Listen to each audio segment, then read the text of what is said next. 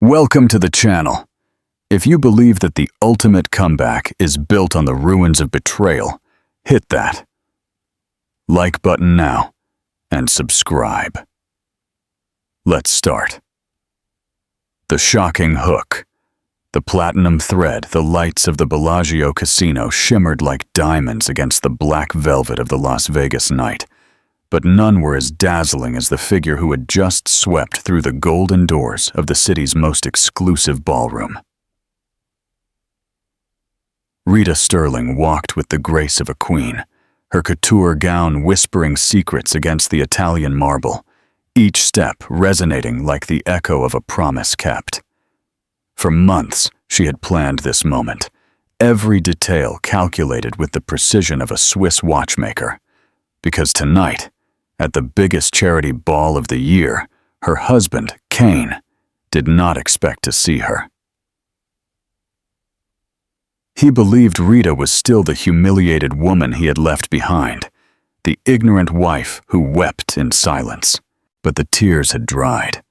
The pain had been forged into power. And now Rita returned not as a victim, but as the architect of her own vengeance. The scandal about to erupt would shake the foundations of Las Vegas high society, because when a woman decides to reclaim her dignity, the entire world trembles. And Rita had come to collect every humiliation, every betrayal with the highest interest self-respect could demand. Chapter 1: The 24-Hour Vow. The Las Vegas Strip stretched out like an artery of neon and promises beneath the Nevada sky. On the 47th floor of the Aria Resort, Rita Sterling contemplated the city she had once conquered, alongside the man who now betrayed her. From her penthouse, the skyscrapers looked like jewels set in black velvet, every light a story of dreams won and lost in the entertainment capital of the world. Rita had arrived in Las Vegas 5 years ago as Rita Morales, a brilliant Mexican architect with a portfolio that included residential projects in Miami and New York. Her talent for transforming empty spaces into emotional experiences had caught the eye of Kane Santana, the most powerful real estate magnate in the American Southwest. Kane not only owned half of the most luxurious resort complexes in Vegas, he was the undisputed king of an empire that stretched from Reno casinos to Phoenix resorts. Their romance had blossomed between architectural blueprints and board meetings. Rita vividly recalled their first meeting in the Cosmopolitan lobby, when Kane approached her after a presentation on sustainable urban spaces. He wore an impeccably tailored suit. His presence filled the room like the aroma of freshly ground coffee. And when he smiled, Rita felt the whole of Vegas surrender at her feet. "The architect who wants to revolutionize the desert?" he had asked, with that deep voice that would later whisper eternal promises in her ear. "I need to meet the woman who believes she can make gardens bloom where there is only sand." The wedding had been the social event of the decade. The Bellagio had closed its main doors to accommodate the 1,000 guests who flew in from around the world. Rita walked down the aisle like a Greek goddess, her dress a cascade of silk that seemed to capture the very essence of the stars. The hotel's conservatory gardens had been transformed into a paradise of white orchids and golden roses, while the dancing fountains marked the rhythm of their new life. Kane waited for her at the altar with tears in his eyes, whispering, "My desert queen," when she reached his side. A Nevada Supreme Court justice married them under a glass dome that reflected the strip lights, and when they kissed, fireworks erupted over the Bellagio's artificial lake in a symphony of colors that seemed to celebrate eternal love. The first 3 years had been a high-definition romantic movie. Rita had established her architecture studio in the heart of the Vegas financial district, specializing in luxury, ecological resorts. Her designs combined the elegance of European modernism with environmental sustainability, creating spaces that breathed life into the heart of the Mojave Desert. The penthouse they shared at the Aria had been their first joint project as husband and wife. Rita had designed every corner with intimacy and grandeur in mind, floor-to-ceiling windows framing the spring mountains at dawn, a vertical garden terrace that defied the desert's aridity, and a studio where she could work while contemplating the majesty of the city that never sleeps. Kane had been the perfect husband during those golden years. He came home with flowers from the desert botanical garden. He planned romantic getaways to Napa and Bali on weekends, and celebrated Rita's every new contract as if it were his own triumph. He had even created a joint charitable foundation, the Santana Sterling Foundation, funding educational programs for immigrant children in Nevada and California. "You are my inspiration," Kane would tell her while they dined on the terrace, with the strip lights creating a mosaic of dreams at their feet. "Before I met you, I built hotels. Now, we build homes for the soul." Rita had believed those words with the faith of one who loves without reservation. She had invested not only her heart, but her talent in her husband's empire. Her designs had transformed 3 of Kane's most important resorts, turning them into destinations that combined luxury and environmental consciousness. The Mirage Gardens, with its suites that seemed to float above hydroponic gardens, the Sahara Oasis, where each room had its own terrace overlooking an artificial oasis. Rita had designed to capture the desert's essence without destroying its natural balance. But the serpents of paradise have always known how to camouflage themselves among the most beautiful flowers.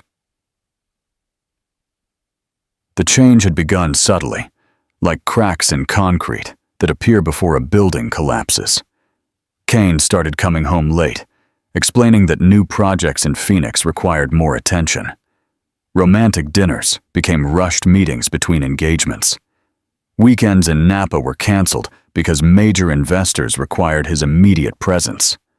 Rita, absorbed in the design of her most ambitious project, an eco-condominium complex in Henderson that would set new standards for sustainable living in the desert, did not immediately heed those signs. She trusted Kane with the certainty of one who had built her world on foundations she believed were immovable. It was during the annual Clark County Development Council Gala, exactly 6 months ago, that Rita discovered her perfect world was only a facade built on sand. The event was held in the grand ballroom of the Cosmopolitan, with a panoramic view of the Bellagio fountain and Paris, Las Vegas. Rita had designed a dress specifically for the occasion, a creation that combined classic elegance with sustainable textile innovation. She had arrived directly from her studio, where she had been finalizing the last details of the Henderson project.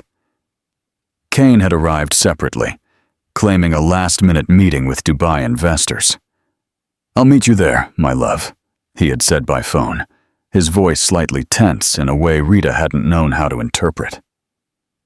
The room buzzed with the Nevada elite, senators, judges, entertainment, and construction magnates. Rita navigated conversations with the grace of one who had learned to move in those circles, discussing her projects with the passion of someone who had found her purpose in life. It was while she was talking to the governor's wife about sustainable architecture that she saw him.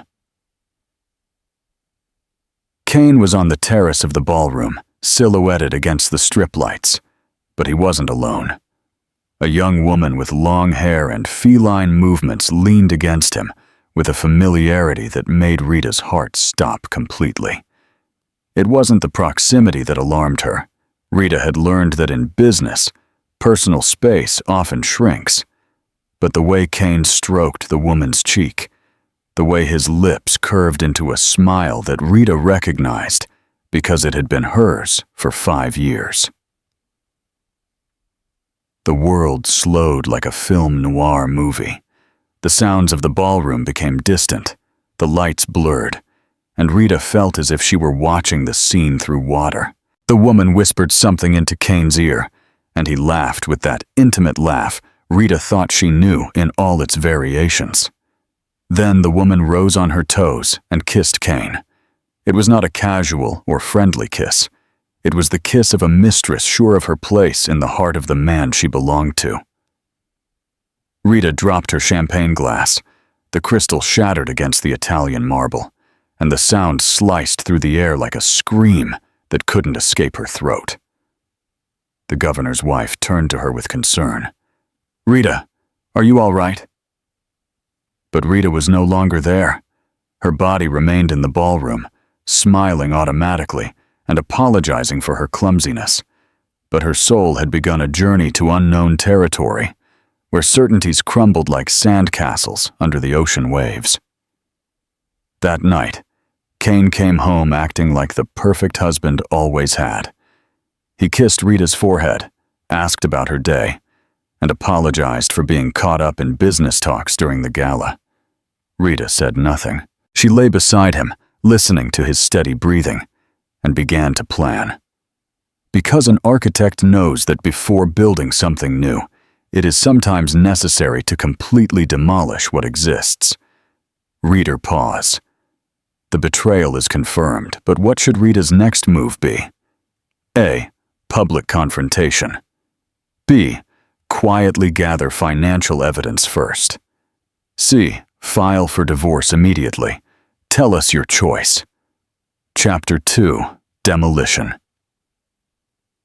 The next 3 months were an accelerated education in the art of living with a broken heart while maintaining a perfect facade.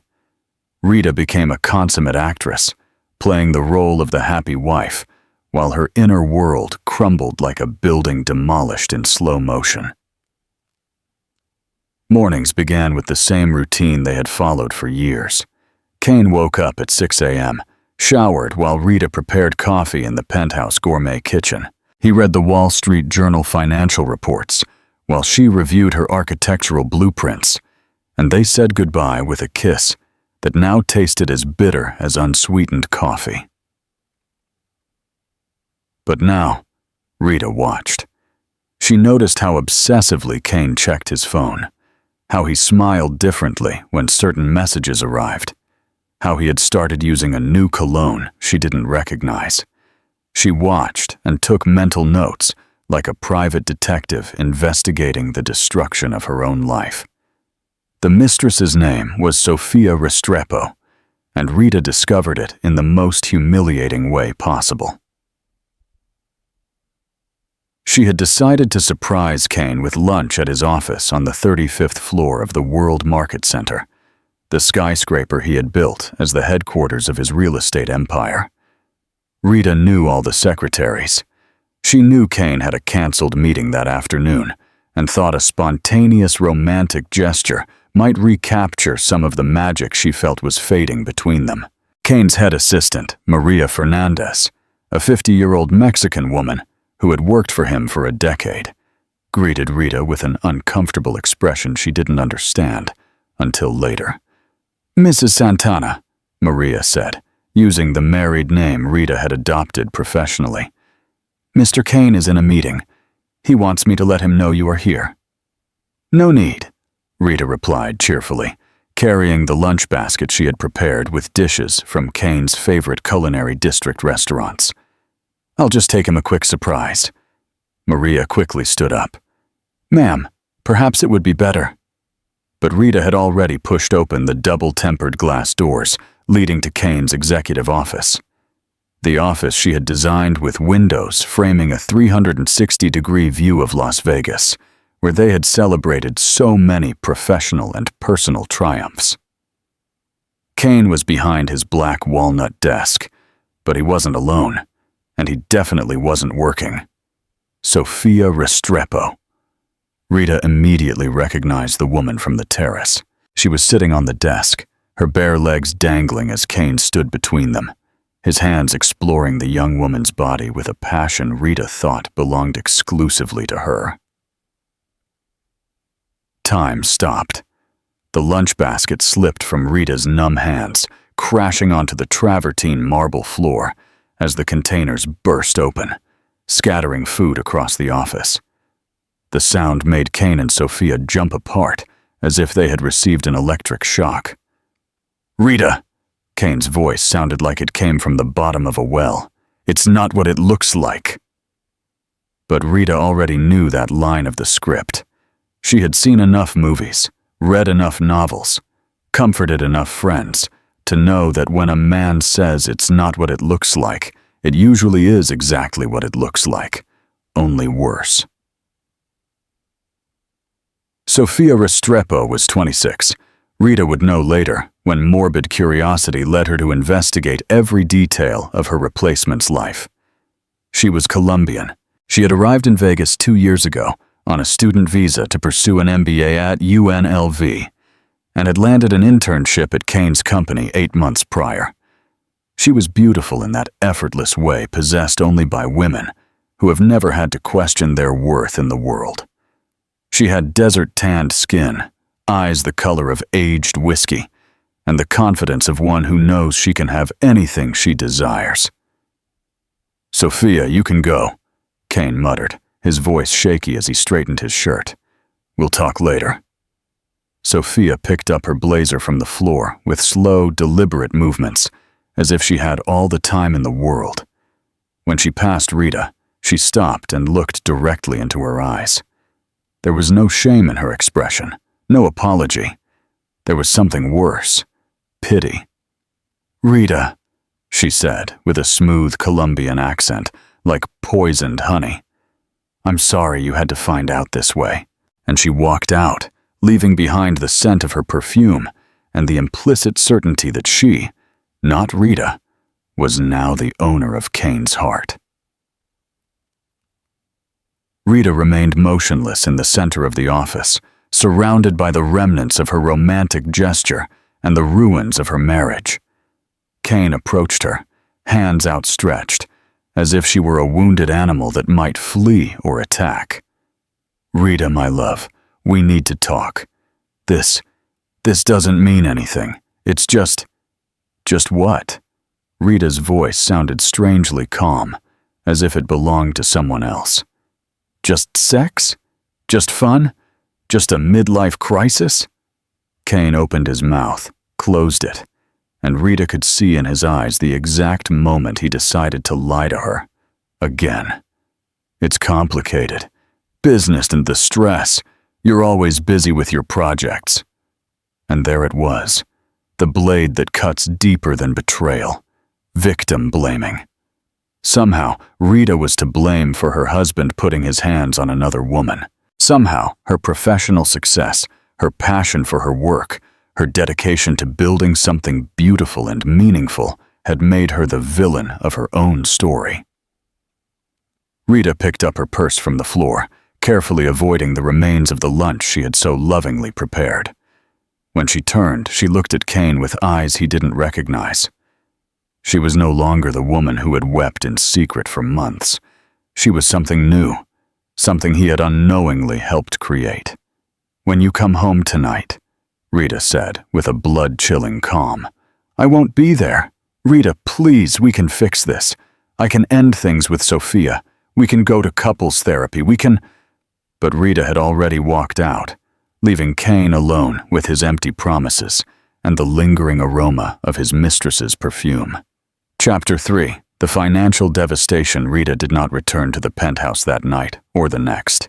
She checked into a suite at the Four Seasons, the hotel she had designed when she still believed in happy endings, and began making phone calls to her lawyer, her accountant, and her sister in Mexico City, who screamed in Spanish for 20 minutes straight when Rita told her what she had discovered. The following days were a whirlwind of revelations that made discovering the infidelity seem only the first chapter of a much more sinister novel. Her lawyer, Robert Chen, a meticulous man with 30 years of experience in high-profile Nevada divorces, summoned her to his office in the financial district to review their marital assets. What she discovered, took her breath away. "Rita," Robert said, adjusting his glasses as he reviewed a mountain of financial documents. "We need to talk about some irregularities in your accounts. For 5 years, Rita had maintained separate bank accounts for her architecture business, but also joint accounts with Kane for household expenses and shared investments, or so she thought. Kane has been transferring money from the joint accounts to corporate accounts in your name," Robert continued. "But you never authorized these transfers, did you?" Rita shook her head, feeling the ground vanish beneath her feet.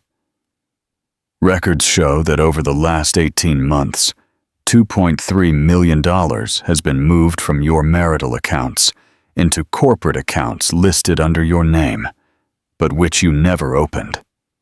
And there's more." Robert showed her loan documents Rita had never seen, investment contracts that bore her signature, but she didn't recall signing, and mortgages on properties she was unaware of owning. "It appears your husband has been using your identity and your credit reputation to finance risky investments, and some of those investments have failed." The room began to spin. Rita gripped the arms of the leather chair as Robert continued to explain the dimensions of Kane's financial betrayal. "How much do I owe?" Rita asked, her voice barely a whisper.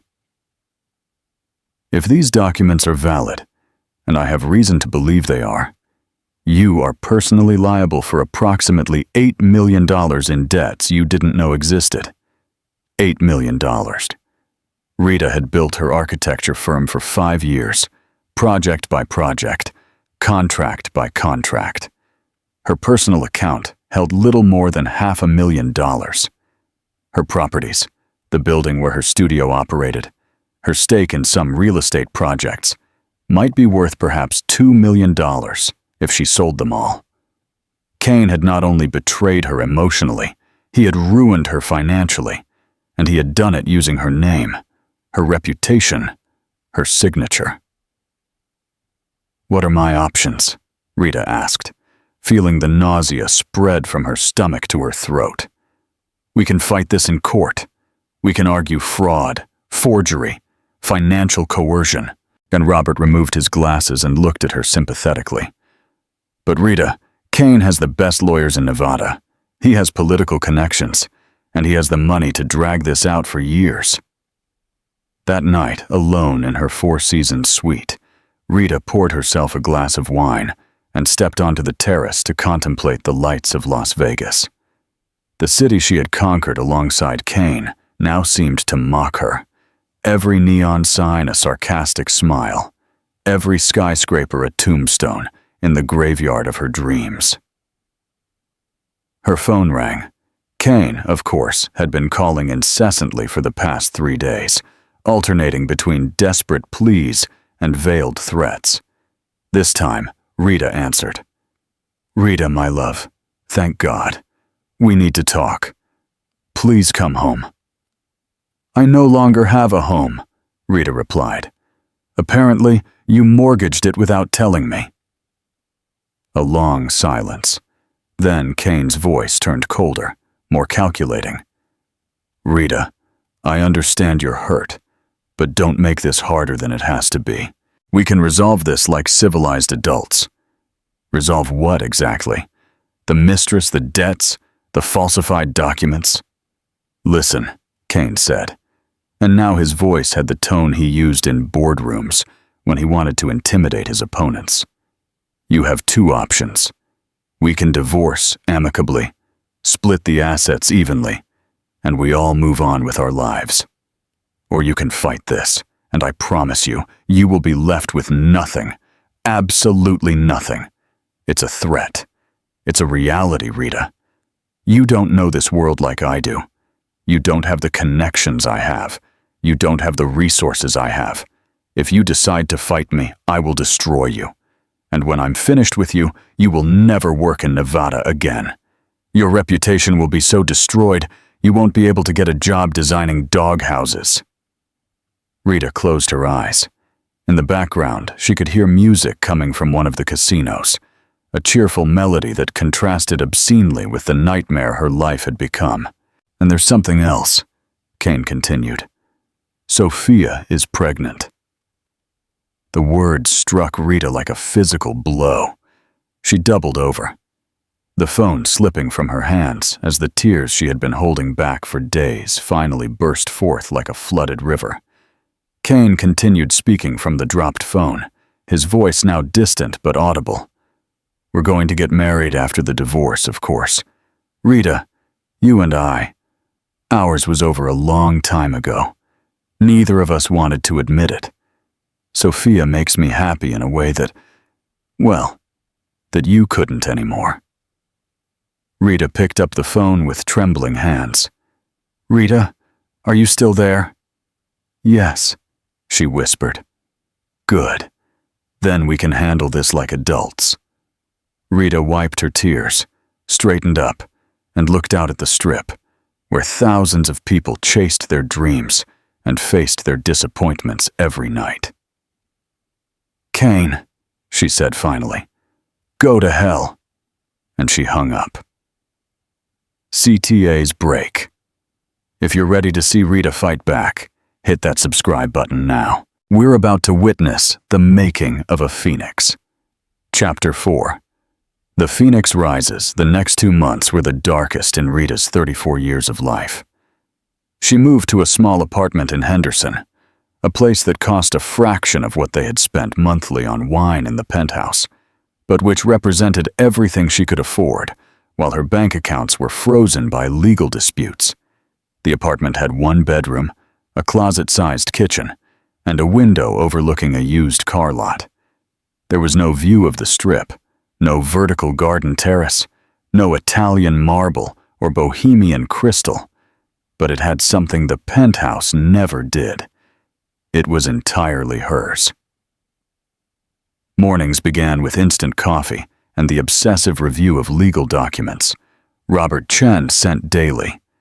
Afternoons were consumed by phone calls with clients who canceled contracts, partners who distanced themselves, and suppliers who demanded immediate payment.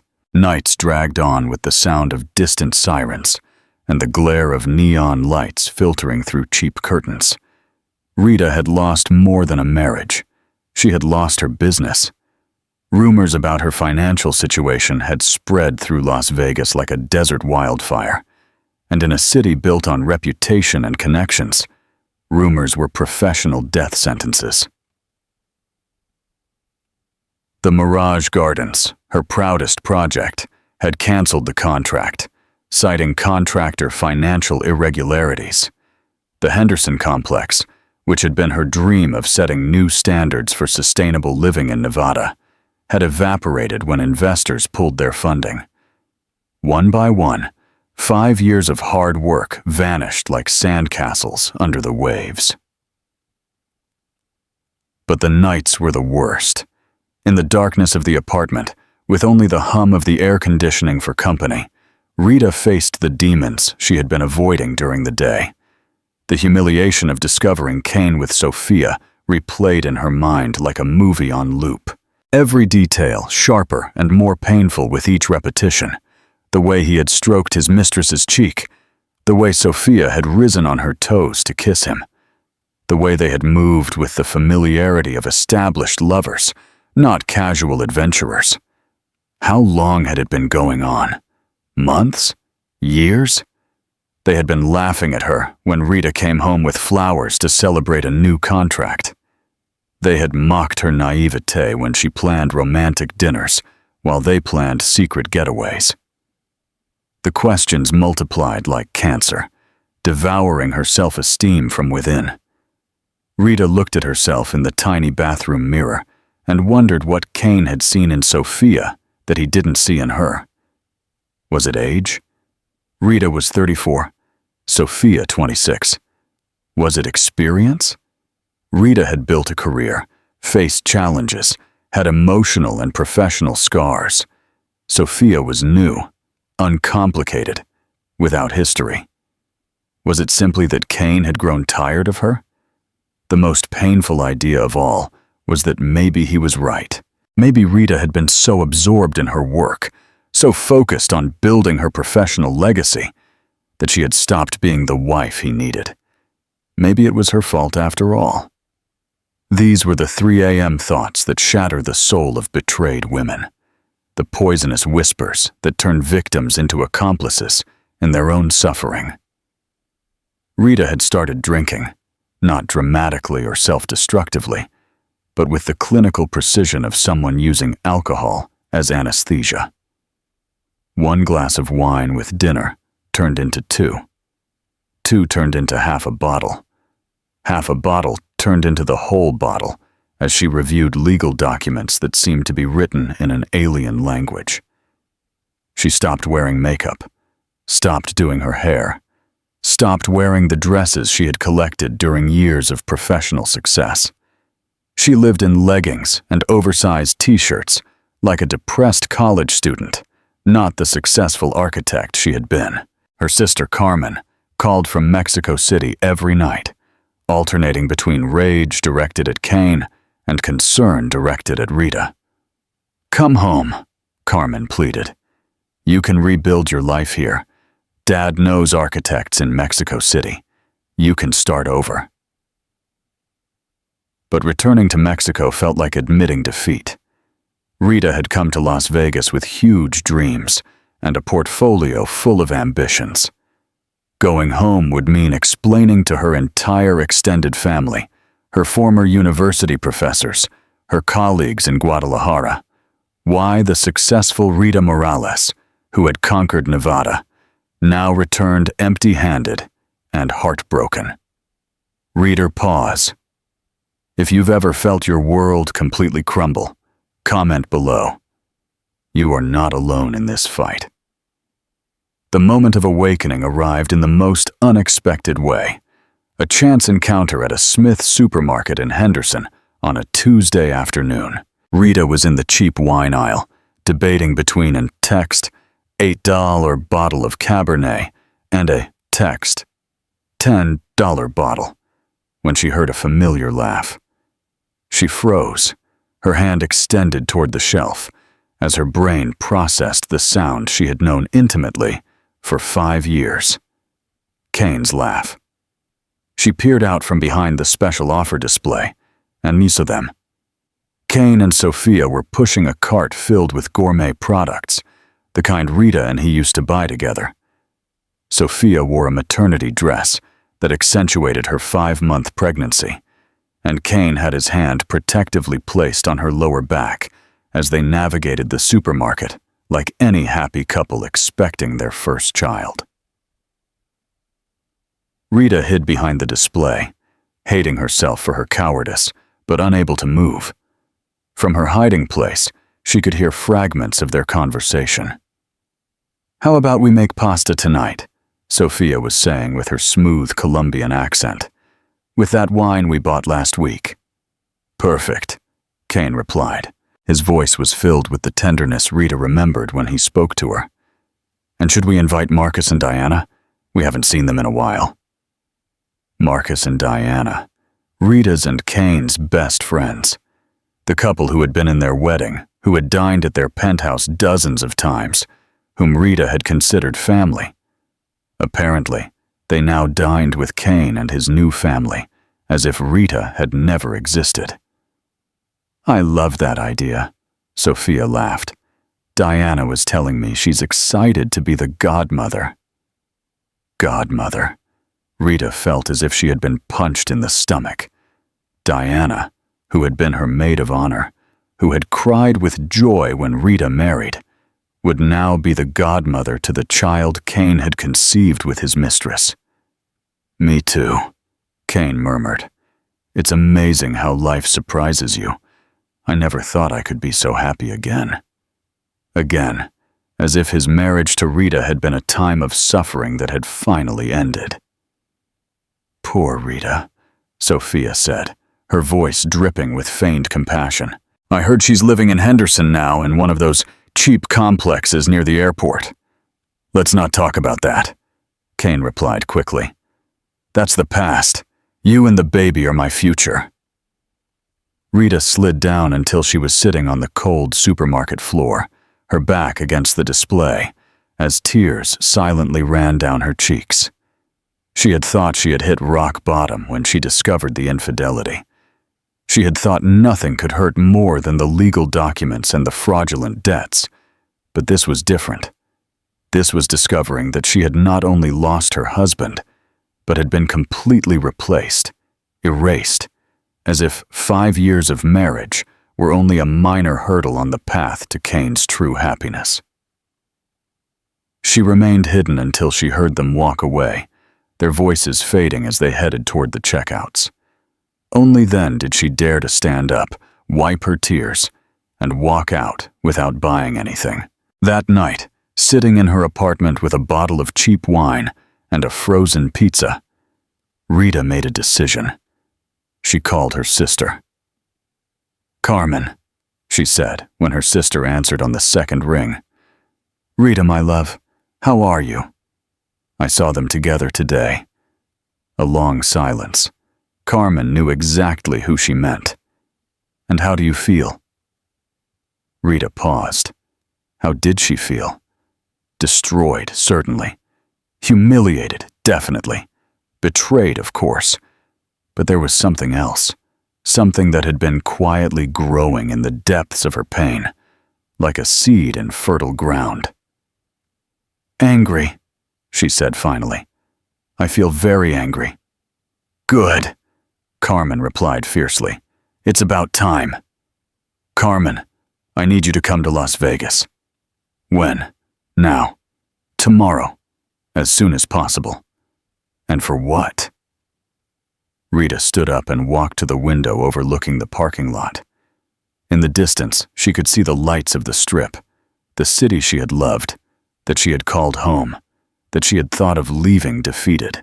"We are going to destroy that son of a bitch," Rita said, with a calm she hadn't felt in months. "We are going to take back everything he stole from me, and we are going to do it in a way he will never forget." Carmen laughed, and Rita could hear in that laugh the echo of all the Morales women who had faced adversity for generations. Her grandmother, who had supported 6 children alone when her husband abandoned them. Her mother, who had built a catering company from scratch when her husband lost his job. The women in her family didn't surrender. They took revenge. "Now you're talking like a Morales," Carmen said. "What do you need me to bring?" Rita smiled for the first time in months, and it was a smile that would have made Kane tremble if he had seen it. "Bring money, bring contacts, and bring a taste for war." Chapter 5. The architect of vengeance, Carmen, arrived 3 days later with 2 suitcases, $15,000 in cash she had raised by selling family jewelry and taking out loans from uncles and cousins, and a plan she had been refining during the 6-hour flight from Mexico. "First," Carmen said as she settled onto the apartment's sofa bed, "we need information. Everything about Kane, about Sophia, about the businesses, about the real debts versus the fabricated ones. How are we going to get that?" Carmen smiled, and Rita saw in that smile the reflection of her own newfound determination. "Remember Cousin Luisa, the one who married the private investigator in Mexico City? Well, Fernando has a partner here in Las Vegas, an ex-cop who specializes in financial fraud and infidelity cases, and we owe him a favor from when we helped with his immigrant parents' case last year. In less than a week, they had a 200-page file on Kane Santana and Sofia Restrepo, photographs of their meetings in secret restaurants, hotels, and apartments, bank documents showing money transfers to offshore accounts, phone records proving the relationship had started long before Kane had admitted it, and most importantly, solid evidence that Kane had been forging Rita's signature for over 2 years. "Rita," Carmen said one night, as they reviewed the documents spread across the apartment table, "you have enough evidence here to send him to prison." "I don't want to send him to prison," Rita replied, her eyes shining with a light Carmen hadn't seen since they were girls planning pranks. I want something better. I want poetic justice. CTA's break. Hit the like button if you think Rita is going to win this battle. Her revenge is just beginning. 2 weeks later, Rita showed up at Robert Chen's office with a new look and a completely different plan. She was wearing makeup again, her hair cut in a bolder style, and she wore one of her most elegant business suits. "Robert," she said, placing the detective's file on his desk. "I want to withdraw the divorce petition." Robert looked at her as if she had lost her mind. "Rita, I don't understand. With this evidence, we can destroy Kane in court. We can get your money back, clear your name, and ensure he pays for what he did to you." "Exactly," Rita smiled. "But not in court. We are going to do this my way." Rita Morales' reinvention began with an act of pure theater.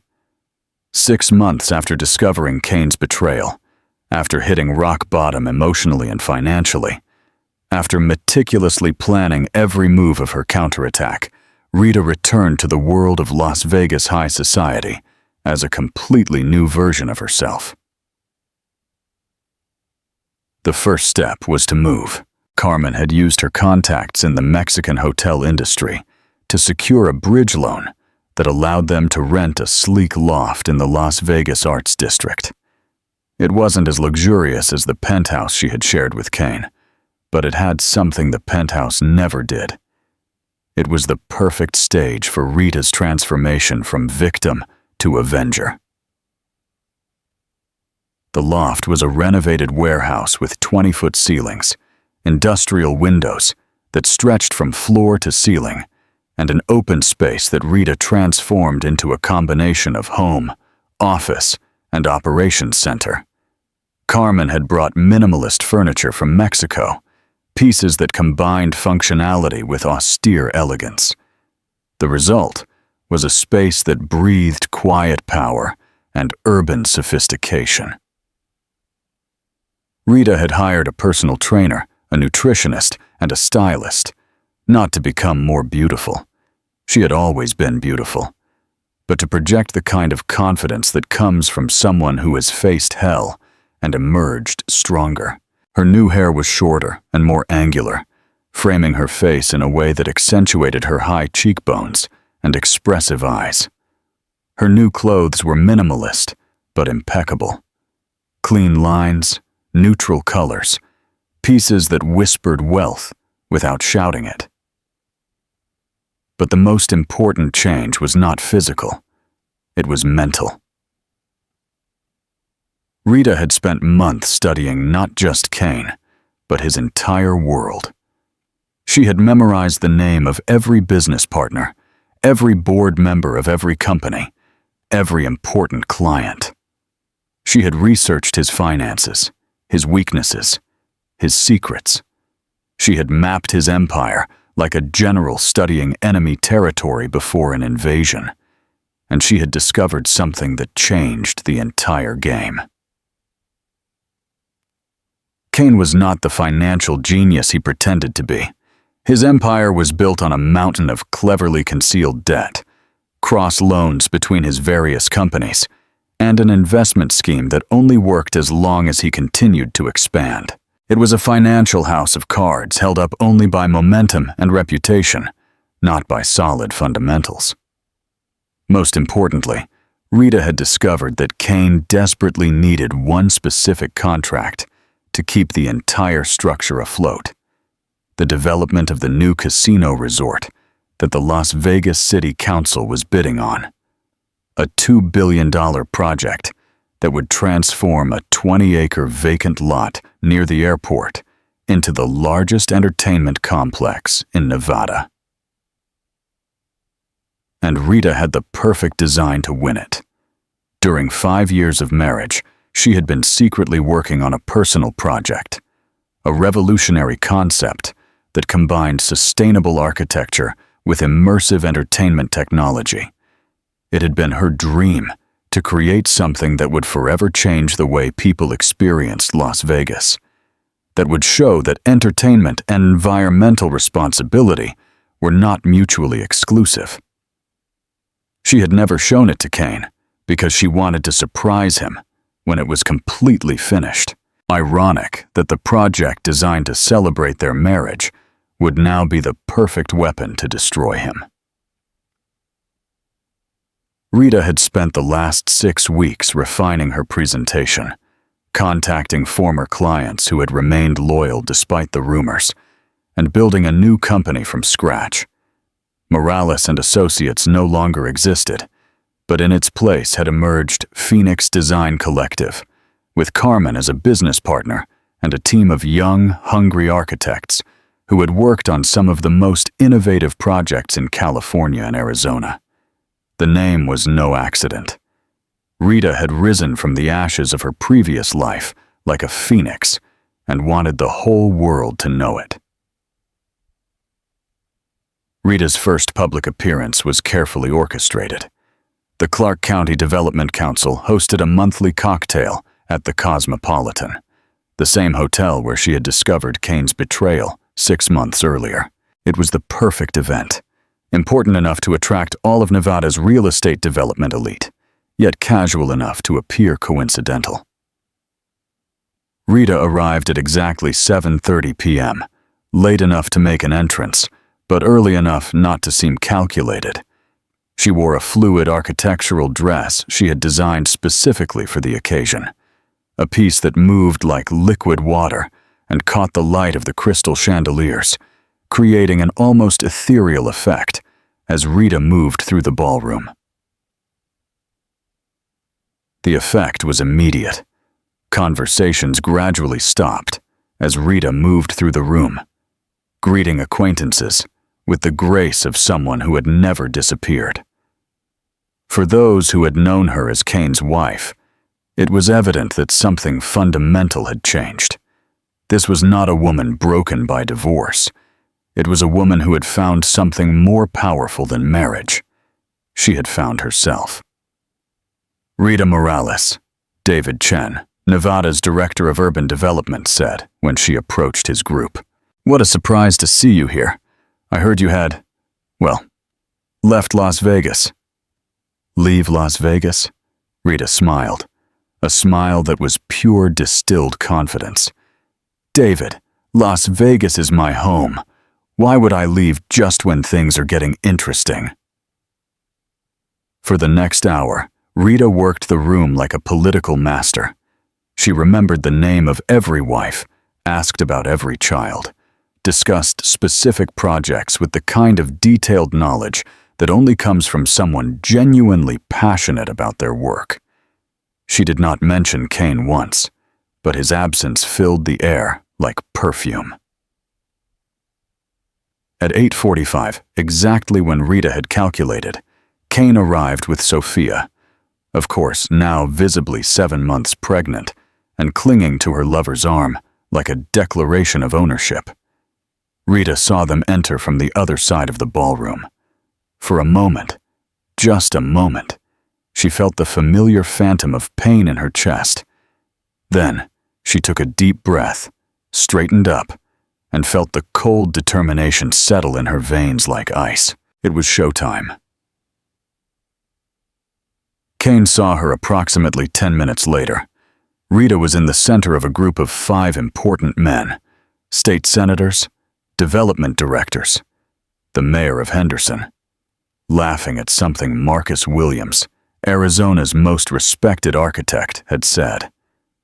When Rita saw that Kane had spotted her, she made direct eye contact and offered him a small, polite smile, the kind you give to a casual acquaintance, not the smile of an injured ex-wife, not the smile of a humiliated woman, a smile of equal to equal, of professional to professional, of someone who had completely moved on.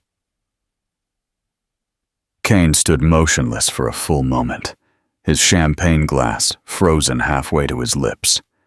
Rita could see the shock on his face, the confusion, and something else, the first spark of fear. This was not the broken woman he had left behind. This was someone entirely new. Rita excused herself from the group and began walking toward the terrace, deliberately passing close to Kane and Sophia. When she was a few steps away, she stopped as if she had just noticed their presence. "Kane," she said with perfect cordiality. "Sophia, nice to see you." Sophia visibly tensed, her hand moving instinctively to her bulging belly. Kane opened his mouth, closed it, and finally managed to articulate a response. "Rita, I didn't expect to see you here. Why not?" Rita tilted her head with genuine curiosity. "These events have always been important for my work. Speaking of which, Sophia, congratulations on the pregnancy. You look radiant." It was a master stroke. By congratulating Sophia with genuine grace, Rita eliminated any potential drama and positioned herself as the mature, confident woman who had moved on. Sophia could only mumble an awkward, "Thank you." "Well," Rita continued, "I don't want to interrupt your evening. Kane, I hope you're well. I hope you're both well." And she walked away, leaving behind the subtle scent of her new perfume and the feeling that something significant had just happened, though no one could quite define what. Rita did not interact with them again for the rest of the evening, but she could feel Kane's eyes following her around the ballroom. She had destabilized him. She had confused him. And that was exactly what she wanted. Chapter 6. The Final Deal. 2 weeks later, Rita executed the next phase of her plan. The bid for the casino resort project was due in 6 weeks. Rita knew Kane had been working on his proposal for months, investing significant resources in the design and presentation. She also knew, thanks to her private investigator, that the contract was crucial to the financial survival of his company. Rita scheduled a meeting with Jonathan Hayes, the director of urban planning for Las Vegas, and the man who held the most sway over bidding decisions. Hayes had known Rita during her successful years and had maintained a cordial professional relationship even after the rumors about her divorce. "Jonathan," Rita said, as she sat in his City Hall office overlooking downtown Las Vegas, "I have a proposal that is going to change the way you think about resort development." For the next hour, Rita presented her vision for the new casino resort. It wasn't just a building.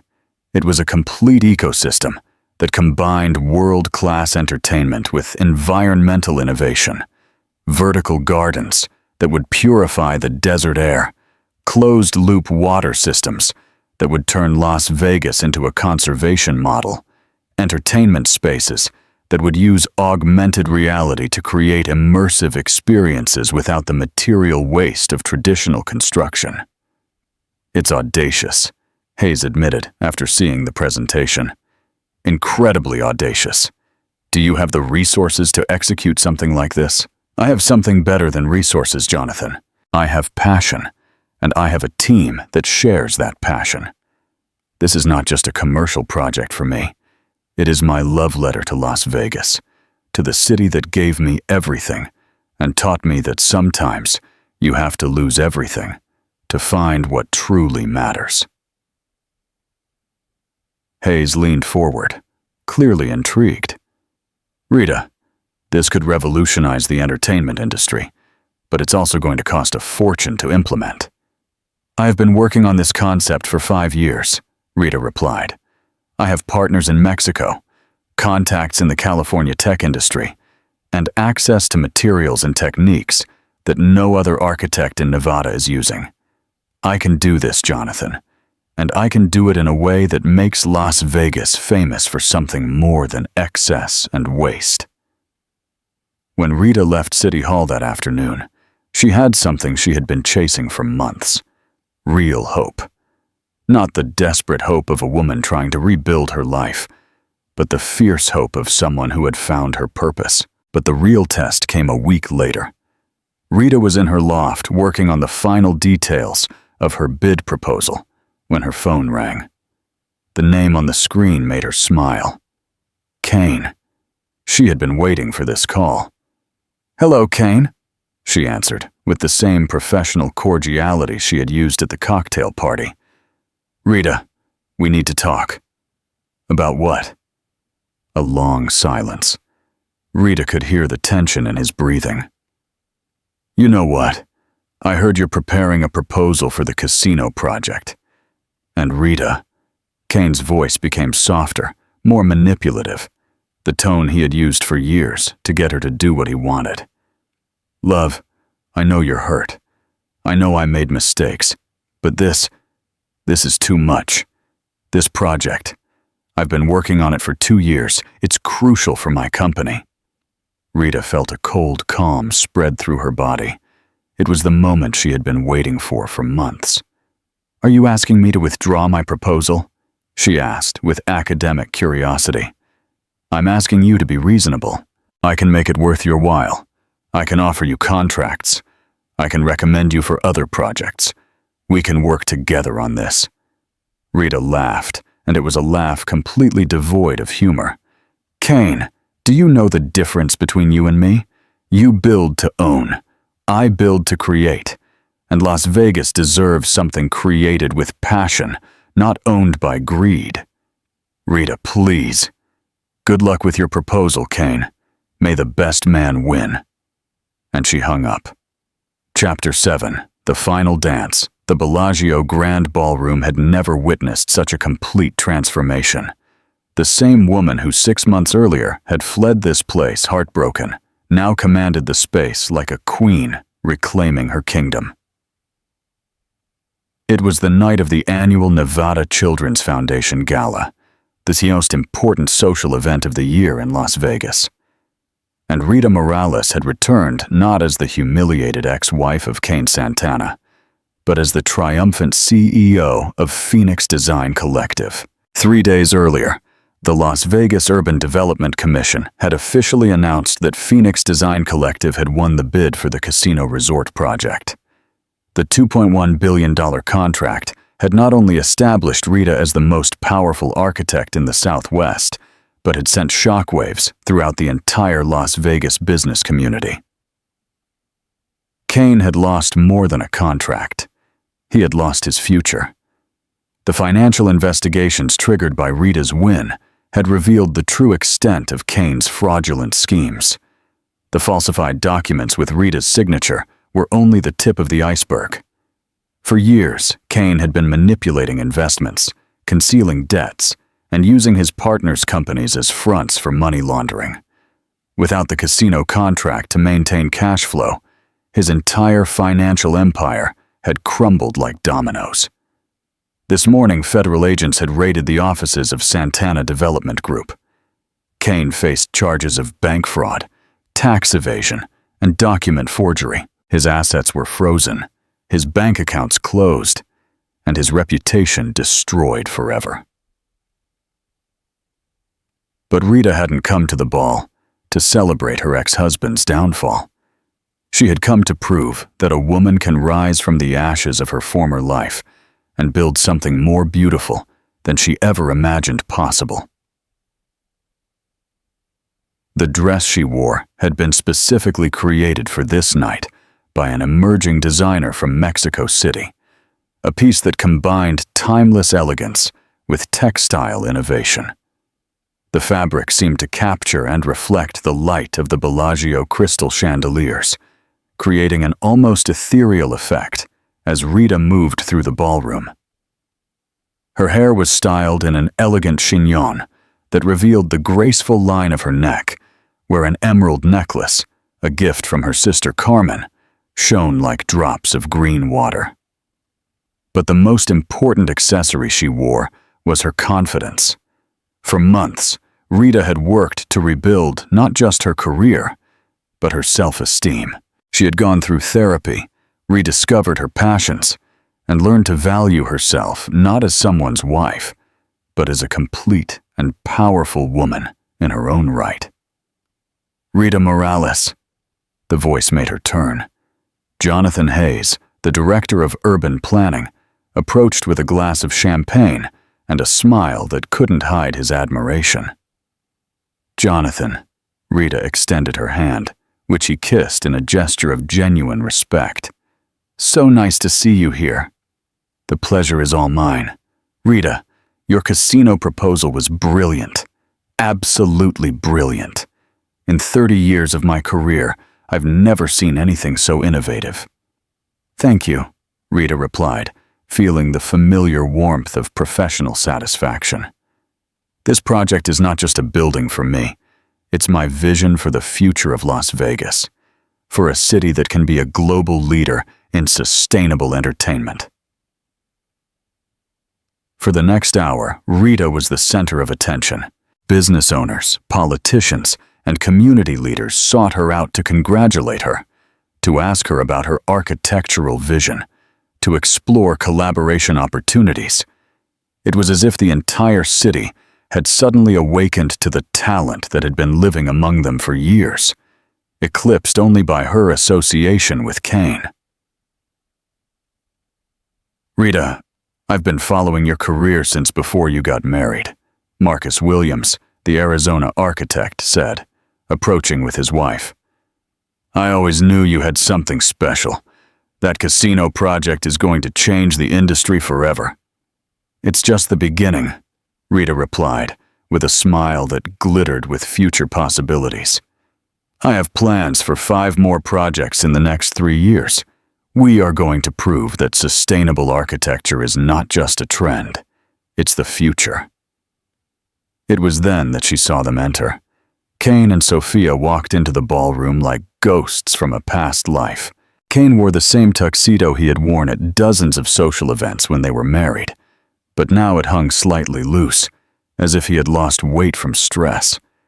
His eyes had the weary look of someone who had spent sleepless nights, and his characteristic smile seemed forced, almost desperate. Sophia, now in her 8th month of pregnancy, clung to Kane's arm as if he were a lifeline. Her maternity gown was elegant, but it couldn't hide the tension on her face. Rumors of the federal investigation had circulated in Las Vegas for days, and it was obvious that the stress was affecting both of them. Rita felt a strange calm descend upon her. For months, she had imagined this moment. She had mentally rehearsed dozens of different scenarios. But now that she was here, she realized she didn't feel the vengeful triumph she had expected. She felt no satisfaction in seeing Kane destroyed, no pleasure in the obvious fear in Sophia's eyes. She felt something more powerful, indifference. Kane had seen her. Across the crowded ballroom, their eyes met, and Rita could see in his gaze a complex mix of emotions: admiration, regret, fear, and something that might have been nostalgic love. He started walking toward her. Rita excused herself from the group she was talking to and headed toward the center of the ballroom, where couples were beginning to dance to the sound of an orchestra playing classic jazz standards. She wasn't running from Kane, but she wasn't going toward him either. She simply existed in her own space, confident and serene. "Rita," Kane's voice sounded hoarse, as if he had been shouting or crying. Rita turned to him with the same politely neutral expression she had perfected over months. "Kane," she replied simply. He stood before her, clearly struggling to find the right words. Couples danced around them. The music filled the air with romantic melodies, and the Bellagio lights created a dreamy atmosphere that contrasted dramatically with the palpable tension between them. "You look," Kane paused, swallowing hard, and started again. "You look incredible. Different. More you than ever." Rita slightly tilted her head, studying him with the clinical curiosity of a scientist observing a specimen under a microscope. "And what exactly am I?" "Powerful," Kane admitted, his voice barely audible over the music. "Free. Like the woman I fell in love with 6 years ago." but stronger. Rita felt a small smile curve her lips, but it wasn't a smile of affection. It was pure recognition, the satisfaction of someone who has finally been seen and completely understood. "It's funny," Rita said, her voice soft but clear. "It took you betraying me, robbing me, humiliating me publicly for me to discover who I truly am, when I'm not trying to be the perfect wife for someone else." Kane closed his eyes, as if the words were physical blows. "Rita, there's no excuse for what I did. I was a coward. I was an idiot. I ruined the best thing that ever happened to me." "Yes," Rita agreed with a terrible calm. "You did." The silence stretched between them as couples continued to dance, oblivious to the drama unfolding in the center of their perfect circle. "Is there any chance?" Kane began, but Rita raised a hand to stop him. "No," she said simply. "There isn't. You don't even know what I was going to ask you." Rita smiled, and this time it was a genuine smile, filled with a compassion that was more devastating than any insult. "You were going to ask me if there was any chance of forgiveness, any chance of reconciliation, any chance that we could find a way to repair what you broke." Kane nodded miserably. "And the answer is no," Rita continued. "Not because I hate you, Kane, not because I want to make you suffer, but because the woman you betrayed no longer exists. She died in your office the day I found her with you and Sophia, and the woman I am now deserves something much better than the broken pieces of a man who proved he doesn't know how to value what he has until he loses it." At that moment, as if choreographed by destiny, Marcus Williams approached them. "Rita," Marcus said, completely ignoring Kane, "will you grant me this dance? My wife insists I need practice before our daughter's wedding next month." Rita smiled at Marcus with genuine warmth. It would be an honor. She extended her hand to Marcus and walked away from Kane without looking back, gliding onto the dance floor, where they began to move to the rhythm of The Way You Look Tonight. It was perfectly symbolic. Rita dancing with a man who respected her, who admired her work, who saw her as an equal, while Kane remained alone, watching from a distance. From Marcus's arms, Rita could see Kane standing motionless in the center of the ballroom, like an island of desolation in an ocean of celebration. Sophia had approached him, clearly worried about his emotional state, but he seemed unaware of her presence. His eyes followed Rita across the dance floor with the gaze of a man who finally understood the magnitude of what he had lost. "Are you okay?" Marcus asked, as they elegantly spun among the other couples. "I am perfect," Rita replied, and she was surprised at how true that statement sounded. "For the first time in months, I am exactly where I need to be." The music changed to a faster piece, and Marcus twirled her with the skill of someone who had learned to dance in an era where it was considered a social necessity. Rita laughed, a pure, joyful sound that made several people turn toward them with appreciative smiles. It was then that everything exploded. From the other side of the ballroom, Rita heard a scream. She turned toward the sound and saw Sophia doubled over, one hand on her bulging belly, the other desperately clinging to Kane's arm. Amniotic fluid had soaked the marble floor at her feet. "Help!" Kane shouted, his voice cracking with panic. "We need help! The baby is coming!" The ballroom immediately plunged into chaos. Guests crowded together, some trying to help, others simply watching with morbid curiosity. Someone shouted to call an ambulance. The music stopped abruptly, leaving only the sound of worried voices and Sophia's groans of pain. Rita stood motionless in the center of the dance floor, watching the scene unfold as if it were a film. For one eternal moment, time stopped as she processed what she was seeing. The man who had betrayed her, desperate and afraid, holding the woman who had been his accomplice. Both facing a moment that reduced them to their most basic humanity. And Rita felt nothing. No pleasure in their suffering, no desire to help, no impulse for revenge, only a complete calm. The serenity of someone who had completely closed a chapter of her life and moved on. Marcus looked at her with concern. "Should we do something?" Rita watched as paramedics arrived, as Kane shouted contradictory instructions, as Sophia was placed on a stretcher. She saw the authentic fear in both their eyes, the real love they shared amidst their crisis, and the way they clung to each other, as if they were the only solid things in a world that was collapsing. "No," Rita said finally. "They have everything they need. Each other." The paramedics wheeled Sophia away, with Kane running alongside the stretcher, holding her hand. Before disappearing through the ballroom doors, Kane turned one last time toward Rita. Their eyes met across the chaos, and in that gaze, there was a silent question, a final plea. Rita offered him a small nod, not of forgiveness, but of recognition. Recognition that they had been important to each other. Recognition that they had shared real love, even if he had destroyed it.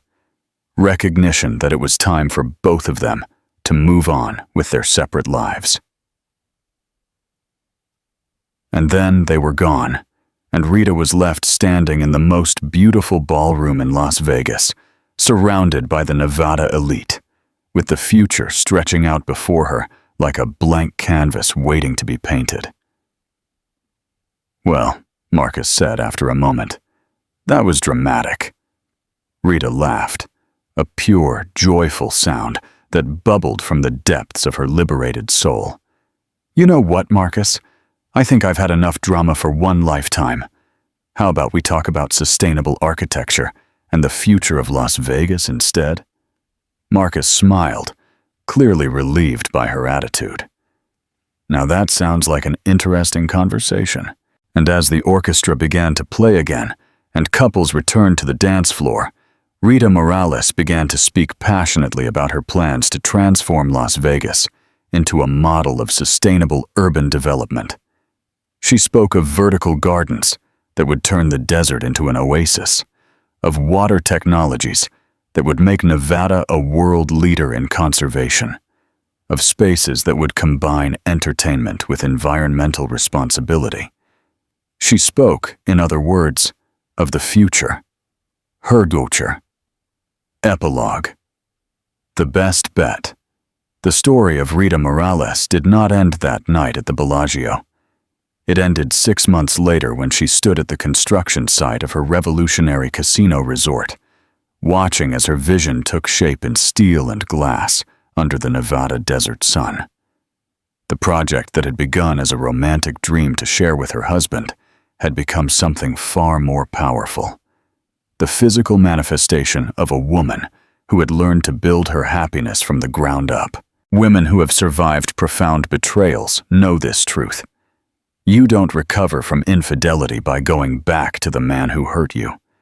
You recover by discovering that you are stronger, more talented, more valuable than you ever knew when you were trying to be the perfect woman for someone who didn't deserve you. Rita never saw Kane again after that night. She heard through the inevitable gossip of a small town like Las Vegas that he had spent 2 years in federal prison for fraud, that Sophia had returned to Colombia with their son, that he had lost everything, his company, his reputation, his family. And Rita felt for him what she had learned to feel for all the closed chapters of her life. Silent gratitude. Gratitude because his betrayal had freed her from a life that was too small for her dreams. Gratitude because his cruelty had taught her that she could survive anything.